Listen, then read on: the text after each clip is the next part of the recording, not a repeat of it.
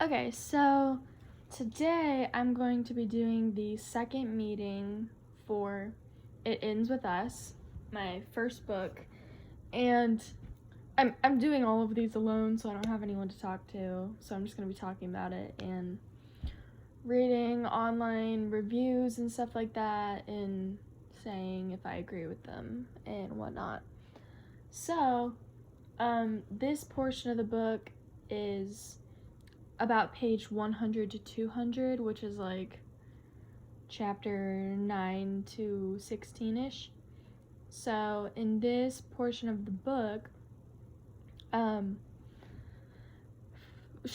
Lily is reading more of her diary entries, and she becomes more sympathetic of her mother because she didn't really think about what she had to go through before her father died, like just their rough relationship that they have. And she's feeling more like wants to help out her mom and be there for her and stuff like that. So you see some character development or relationship development even between Lily and her mom. And I could kind of personally relate to this, not necessarily the reasoning, but over the years I have grown closer to my parents than I was before. Like, we are built a stronger bond as Lily and her mom are right now, because when I was little I wouldn't really tell them anything or tell them what was going on. I was really bad at like expressing my feelings and stuff like that, and then throughout the years I've gotten better at communicating and just having them be there for me and stuff like that. So I too have improved my relationship with a family member. So another thing that happens is Ryle comes to see Lily that evening, and he has had a long surgery shift and he falls asleep. This kind of stuff has definitely happened to me before. Like, I was supposed to go over to my friend's house or something, but I'm just so tired from school and I just fall right asleep. When he wakes up, though, Lily and Ryle sleep together for the first time, and he just keeps talking about how he's addicted to her and just wants to be around her all the time. And she sees it as like, oh, flattering, like, oh, someone's obsessed with me.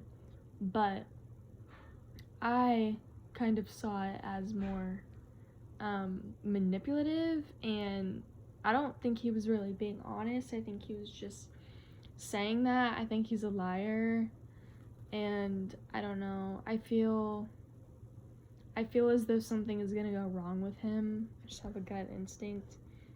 And yeah, because in this next portion of the book, Lily finds out that Alyssa, Ryle's sister, cannot conceive, so she's just really bored with her life and still wants to like do something, make a difference. So she's basically just working to help out and as a distraction and stuff like that. My god cousin, if you will, it's my god sister's cousin. She also had issues with infertility, and I could see that she would take up a ton of random jobs and hobbies and events and just do a ton of things to put her mind off of the situation. Yeah. So Ryle, throughout these chapters, just continues to be quote unquote addicted to Lily and buy her more flowers and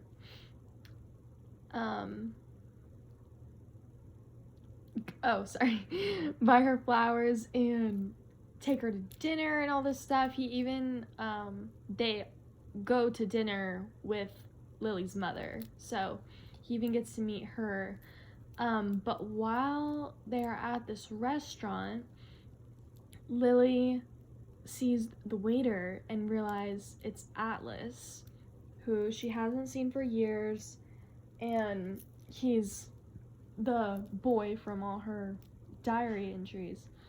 So she realizes it's Atlas, and she gets up from the table and goes to talk to him, asks him about his life, finds out he's been in the military, and she tells him all about her flower shop. And then she goes back to the table and finishes her meal, whatever. But then Ryle leaves again, and Ryle leaves, and Lily gets up to go talk to Atlas again. And she finds out that he has a girlfriend, and Atlas then says that he wishes they had met up years ago. So you kind of see this old character coming back to resurface, and we don't really know what's gonna happen with those two characters, but we can only hope. I hope something will happen with them. I guess I was proven wrong.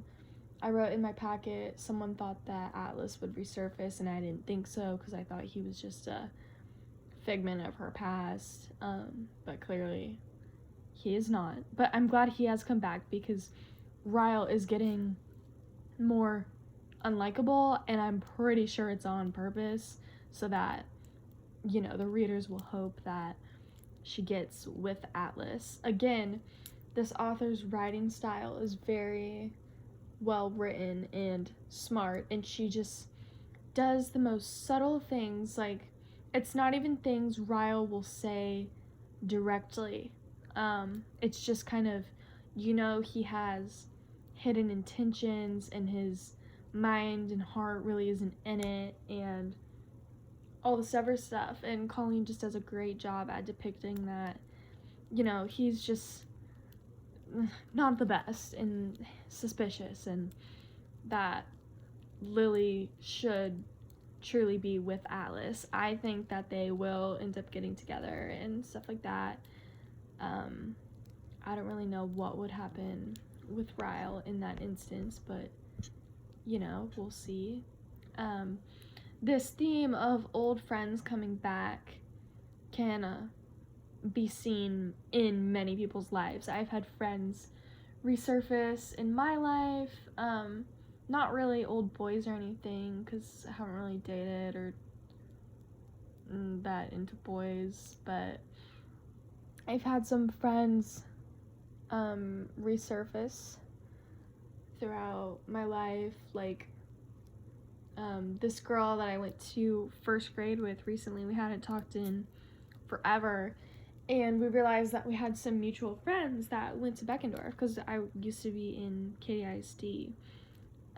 She has some mutual friends. I think they go to Seven Lakes now or something, but she goes to Peyto, and I just had not heard of her since first grade. And then we realized we had some mutual people that we knew, so we've actually started talking recently, and talking about hanging out sometime with those friends that we know. So that is something that can happen very commonly that readers can relate to, like old people resurfacing. I'm pretty sure I did even have a diary in first, second grade, so that is even funnier too, because I probably mentioned this girl at some point in my diary, so it's someone from my diary resurfacing. But yeah, okay, so moving on, Ryle comes to visit Lily at her shop again, and Ryle's mom calls, and Lily is asking about her and his father, and he says his parents live in England, and Ryle has not told them about Lily.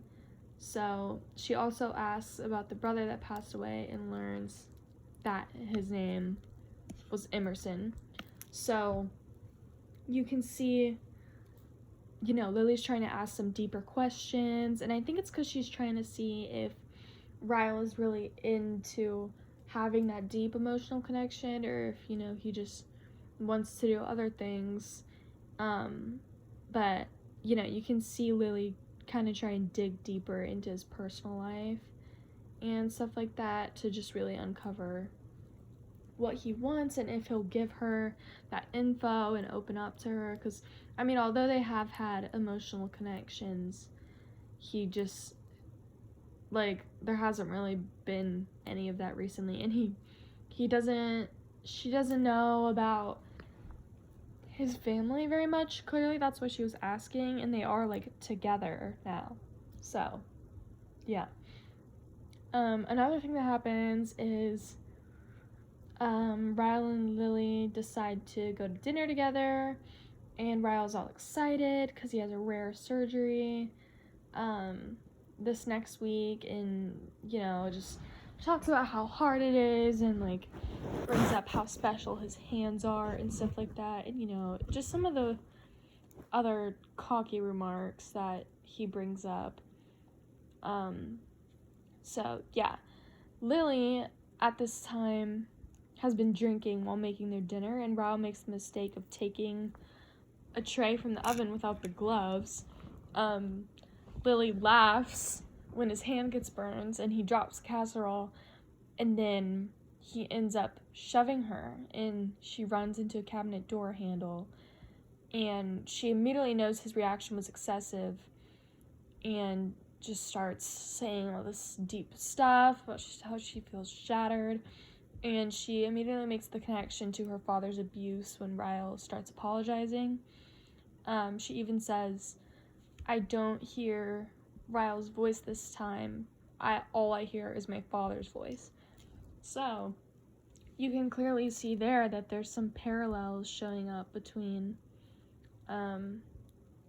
Ryle's actions and Lily's father, because Lily's father was abusive, and he would always, you know, hurt her mother and just be like, "Oh, I'm so sorry, and, like, say all this stuff to just excuse his actions and make it seem better afterwards and all that kind of stuff. And, you know, Lily just can see that this is that's what's happening. She's entering an abusive relationship, and that was not a normal reaction, and he shouldn't have put her hands on her.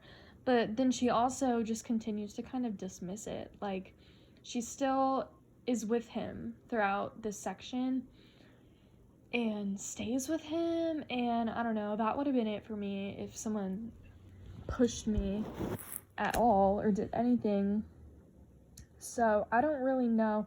I think she's just caught up, and, like, she thinks they have this deep connection. She's kind of just gonna look past the toxic behaviors that are happening. And I mean, you know, as much as one wants to read it and be like, "Oh, she's so stupid, like, she should just leave him," obviously, yes, from, you know, a reader's perspective, that would be the most logical, normal thing to do, and everyone thinks that that's what they would do in that situation.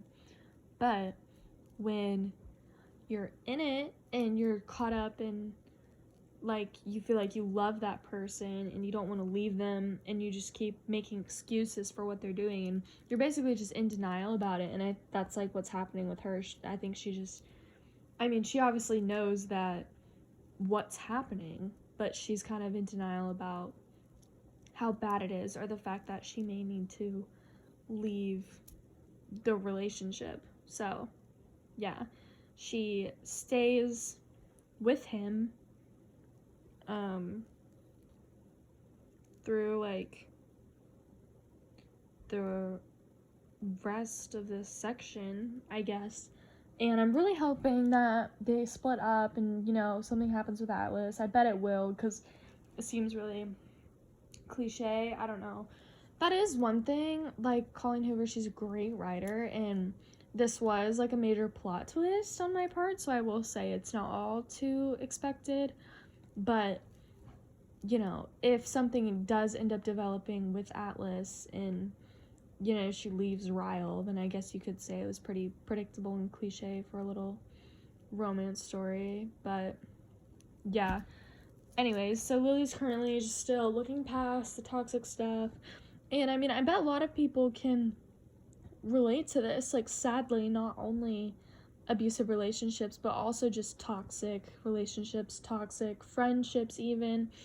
I've had a few friendships, or my friends have had friendships that, you know, are clearly just toxic, and those people aren't good friends. Like, they don't want you to succeed, just see you as competition, like things like that, and just keep doing stuff to hurt you and try and one up you and stuff like that.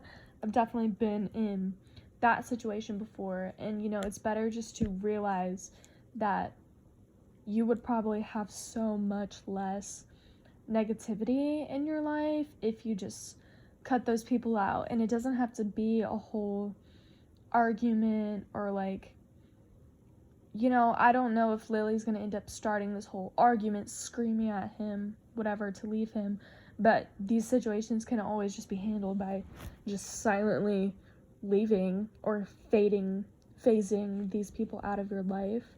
And so I do think she will end up leaving him. I hope so, because I don't think there's no second book to this series, so that means she should probably be leaving him to be with Atlas. But yeah, I don't really know how she's gonna approach the situation, but I hope she does something soon before it gets worse.